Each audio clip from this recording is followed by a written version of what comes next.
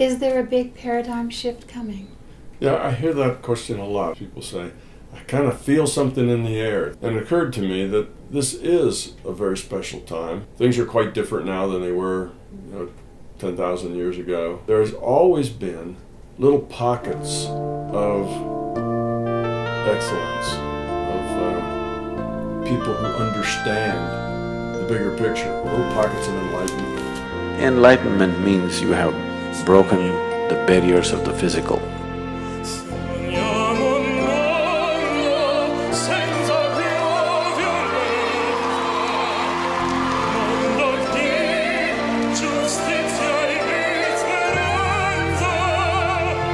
The limitations the physical has imposed upon you, you've broken that.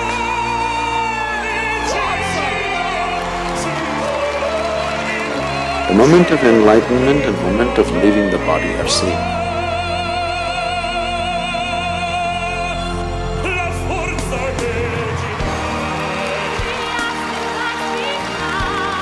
An unrealistic perception of life is the basis of fear. People are not willing to live, people are not willing to die. The fear is simply because you're not living with life, you're living in your mind.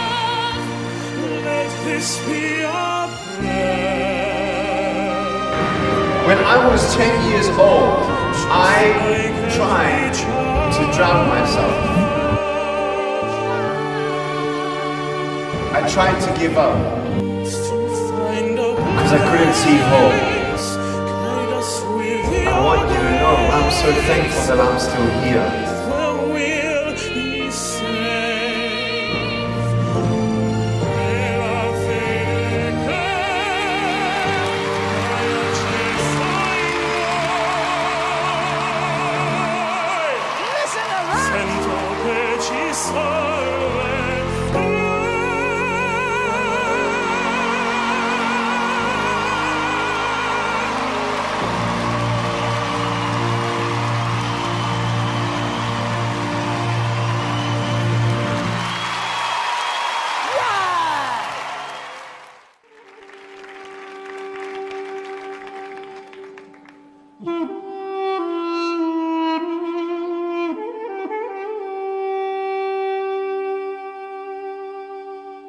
There are people who, for some reason, get it, and they will tell other people, who tell other people, and it grows out and it gets bigger and bigger, and the wider it spreads,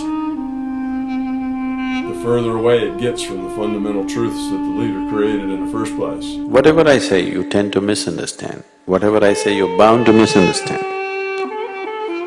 But let me see how to create minimum amount of misunderstanding.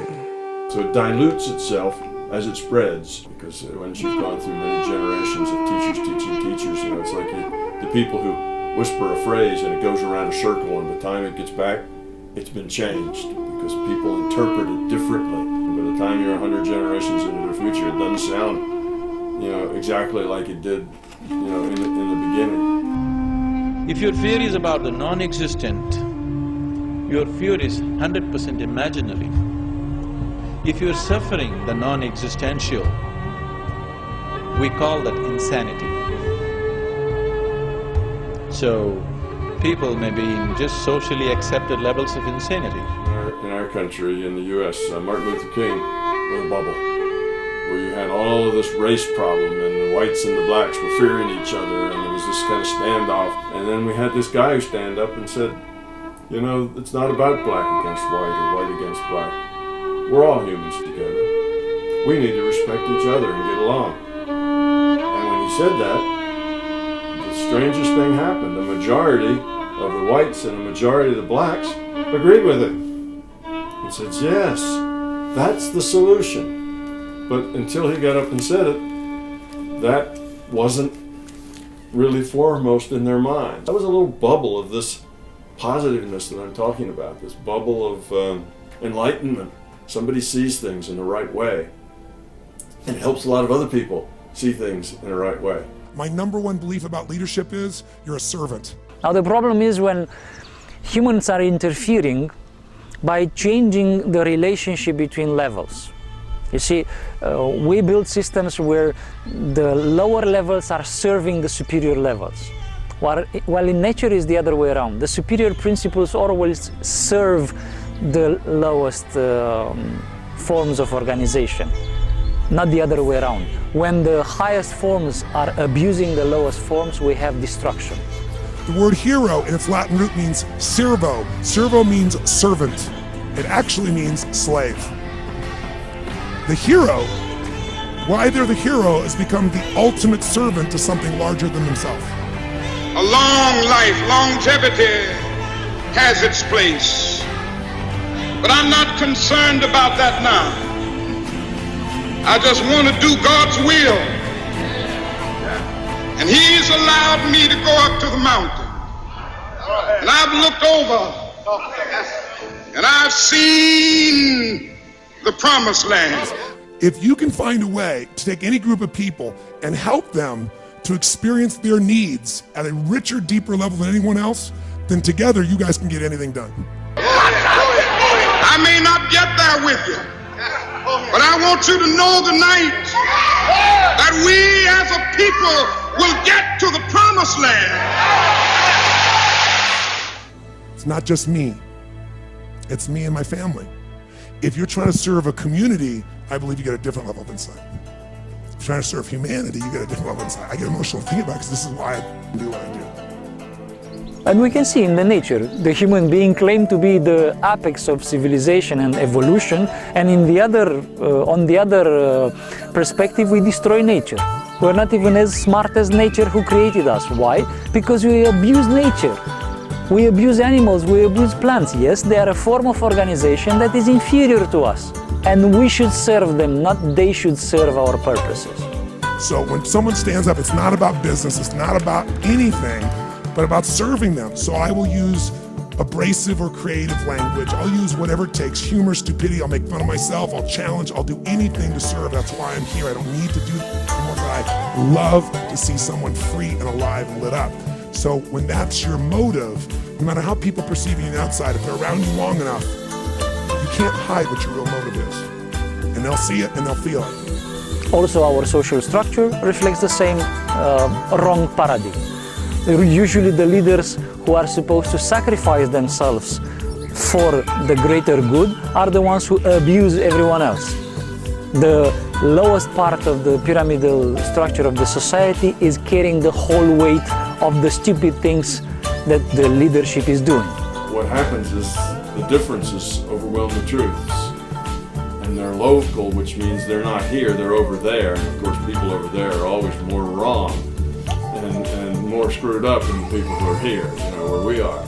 So it's that kind of thing that's always kept it separate. The communications have not been very good. We haven't had a lot of connection. We fixed that now. For the first time in the history of humanity, we have an internet. Ideas can move and flow, and it's not just a news story in a magazine. It's more personal because people talk to people and interchange, and there's discussions. Things are going on with people from all over the planet.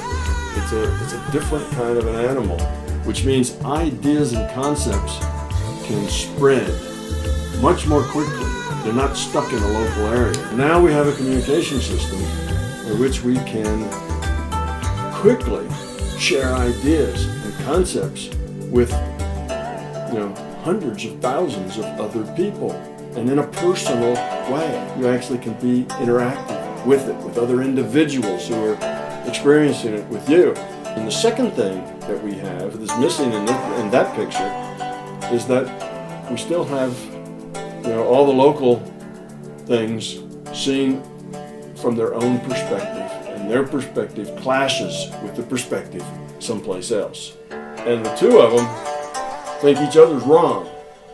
You know, you have the theists and you have the atheists. Well, what could be more opposite than that? Both believers, but one believes this and the other believes the opposite.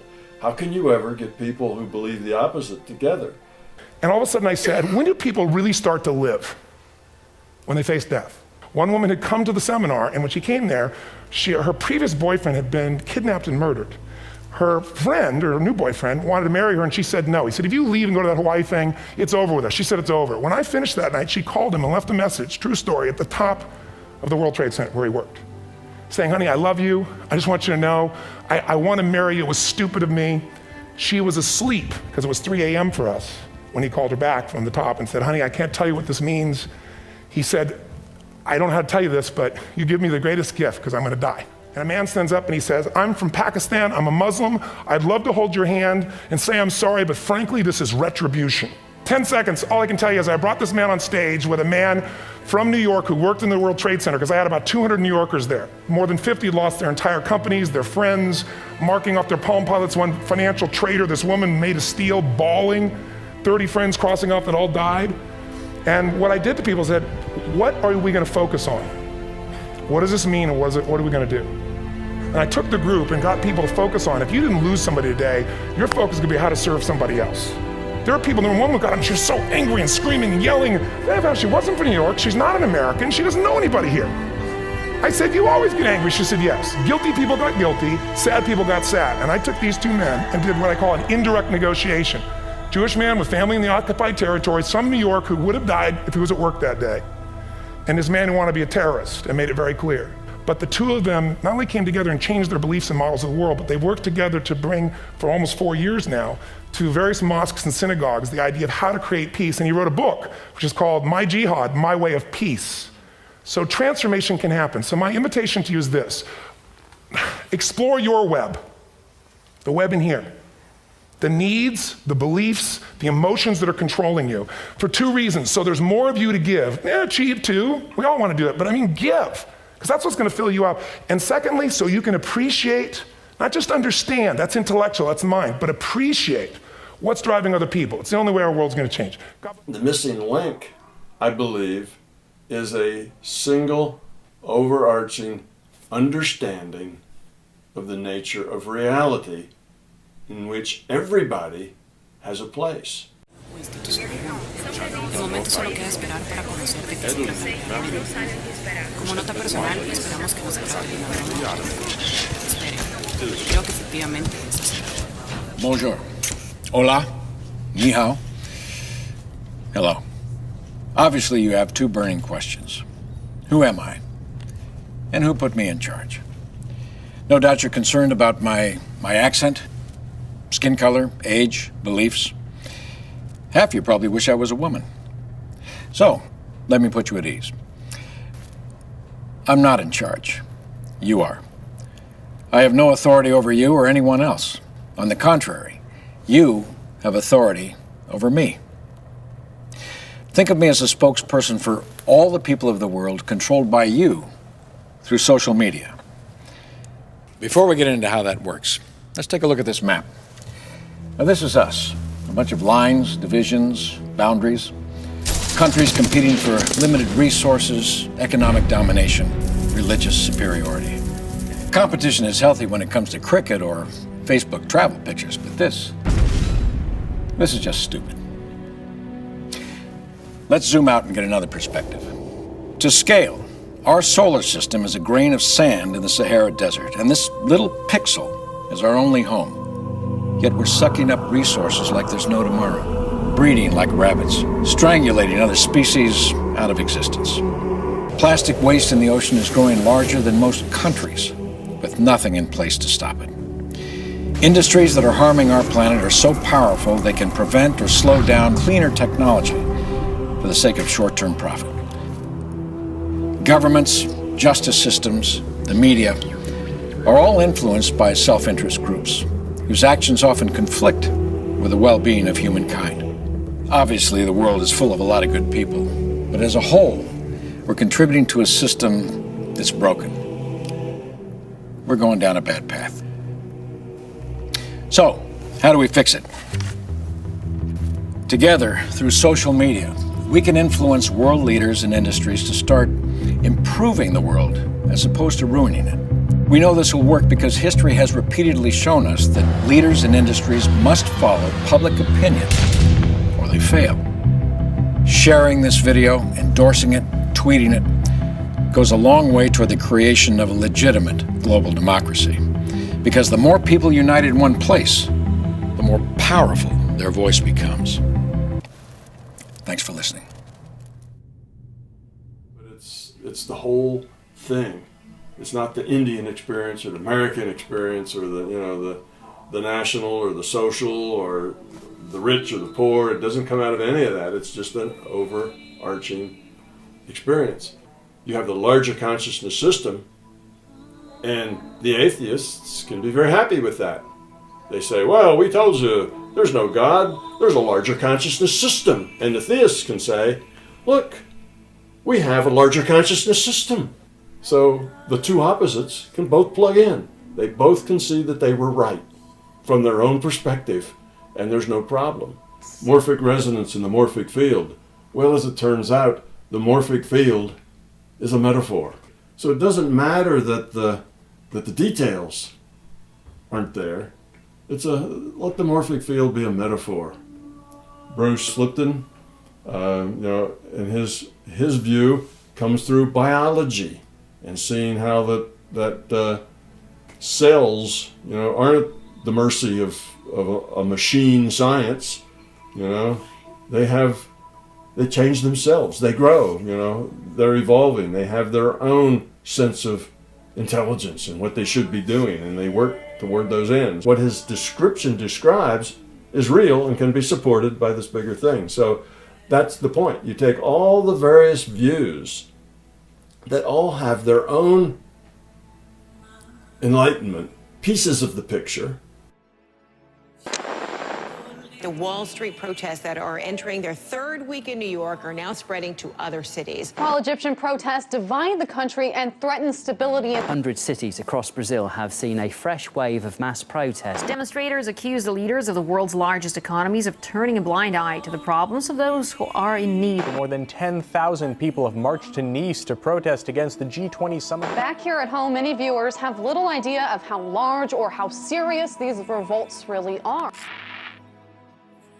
This experiment was performed in the Middle East during the peak of the Lebanon War in the early 1980s.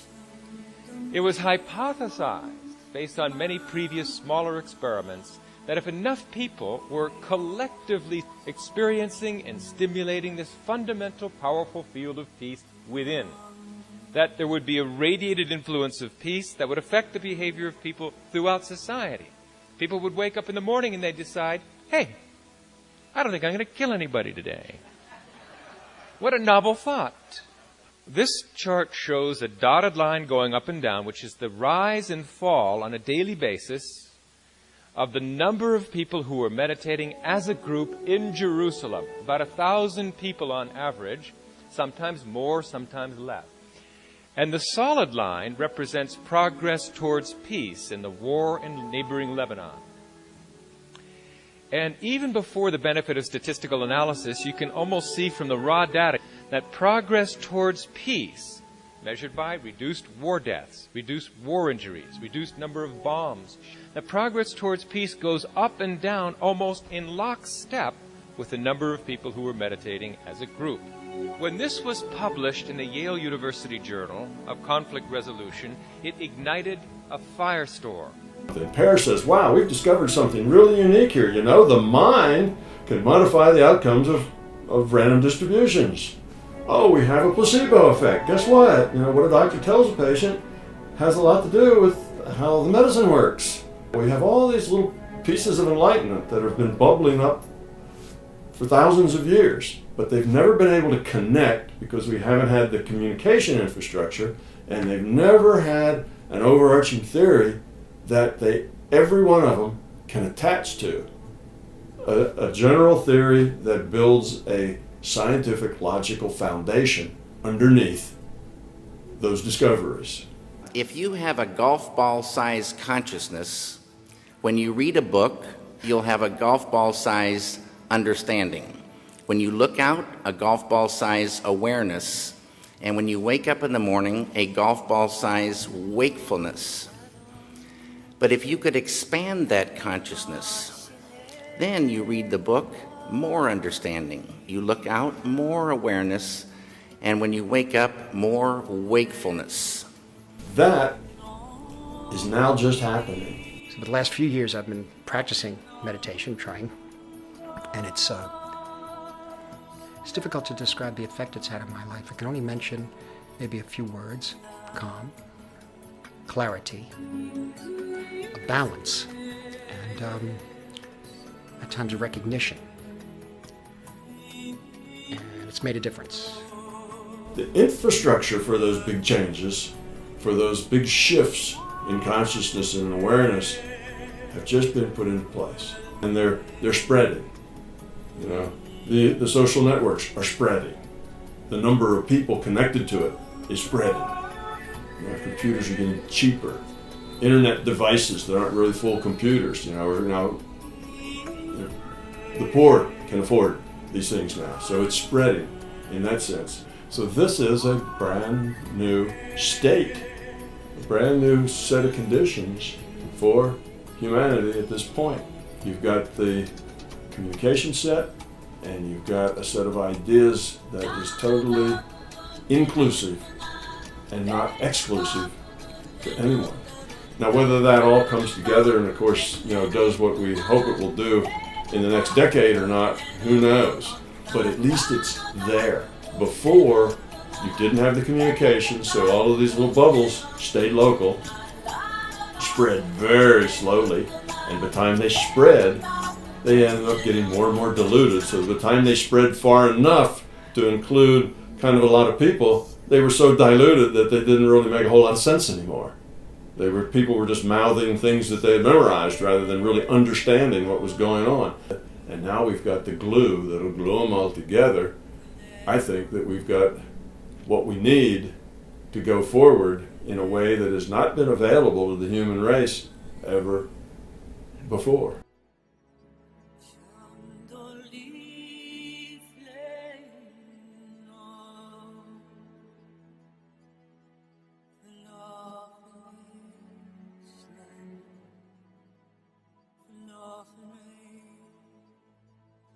Non believes and in